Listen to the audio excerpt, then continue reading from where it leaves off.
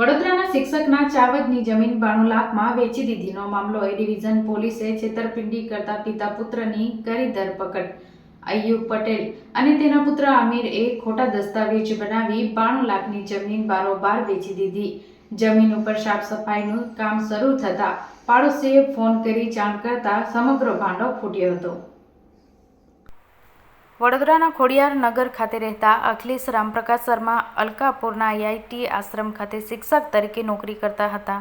તેઓ વર્ષ 2006 થી 2016 સુધી ભરૂચ જિલ્લામાં પરિવાર સાથે રહેતા હતા અને ટ્યુશન ક્લાસીસ ચલાવતા હતા. તેમને પ્રાઇમ સ્કૂલ ખોલવાની ઈચ્છા હોય 2010માં તેમણે છાયાબેન ગુણવંતરાય બારડિયા, અજય ગુણવંતરાય બારડિયા પાસેથી 1.75 લાખમાં પ્લોટ ખરીદ્યો હતો, જેનો દસ્તાવેજ પણ તેમણે કર્યો હતો. જે બાદ તેઓ વડોદરા રહેવા જતા રહ્યા હતા. દરમિયાનમાં તેમનો પ્લોટ પાસે રહેતા તેમના મિત્ર સંજય તેમને ફોન કરીને જણાવ્યું હતું કે તમારા પ્લોટ પર સાફ સફાઈ કરવા માટે જેસીબી ચાલે છે, જેથી તેઓ તુરંત ભરૂચ આવી ચાવજ પ્લોટ ખાતે પહોંચતા હતા. તે જેસીબીના ડ્રાઈવર થકી તેમને માલુમ પડ્યું કે યોગી ટાઉનશીપ ખાતે રહેતા કિરણ પટેલ તેમજ તેમના પાર્ટનરોએ તે કામ કરાવી રહ્યા છે.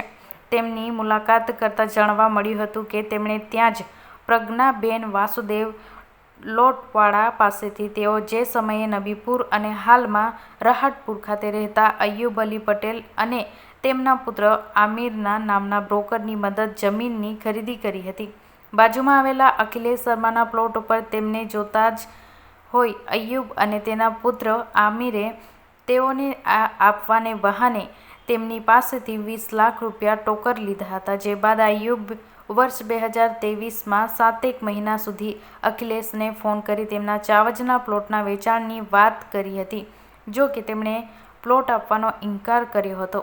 આખરે અય્યુબ અને તેના પુત્ર આમિરે ગાંધીનગર ખાતે રહેતા અજય જોશી નામના વ્યક્તિ સાથે સંપર્ક કરી અખિલેશ શર્માનું નામ ધારણ કરાવી બોગસ ડોક્યુમેન્ટ બનાવ્યા હતા. તે બાદ તેના આધારે ખોટા દસ્તાવેજના આધારે રજિસ્ટરના દસ્તાવેજ કરી કિરણ અને તેમના પાર્ટનર પાસેથી કુલ 92 લાખ પડાવી લીધા હતા. આ બાબતની ફરિયાદ ભરૂચ એ ડિવિઝન પોલીસ મથકે નોંધાવવામાં પામી હતી. જે બાદ એ ડિવિઝન પોલીસની ઘટનાની તપાસ આરંભી આરોપી અય્યુબ અલી પટેલ અને તેના પુત્રની ધરપકડ કરી ગાંધીનગર રહેતા અક્ષય જોશીની ધરપકડ કરવાના ચક્ર ગતિમાન કર્યા હતા. અખિલેશ કુમાર રામપ્રકાશ શર્મા કે જેઓ વડોદરા ખાતે રહે છે, તેઓની ચાવજ ખાતે 700 વાર જેટલી જમીનનો એક પ્લોટ આવેલો છે.